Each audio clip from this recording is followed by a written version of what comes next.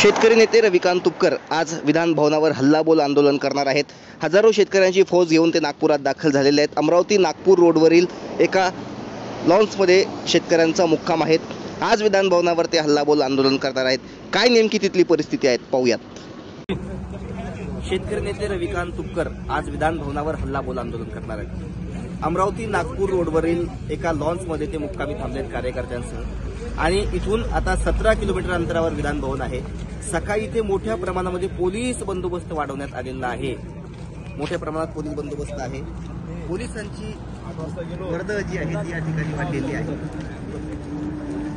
आता थोड्याच वेळात रविकांत तुपकर शेतकऱ्यांना घेऊन विधान भवनाकडे कूच करणार आहेत। मात्र वाढता पोलिसांचा बंदोबस्त, या ठिकाणी पोलिसांचा बंदोबस्त का वाढवला, पोलिसांच्या डोक्यात काय, सरकारच्या डोक्यात काय, हे आपल्याला लवकरच कळणार आहे। व्हिडिओ जर्नलिस्ट राहुल टिंडेसह कृष्णा सत्कार, बुलढाणा लाईव्ह, नागपूर।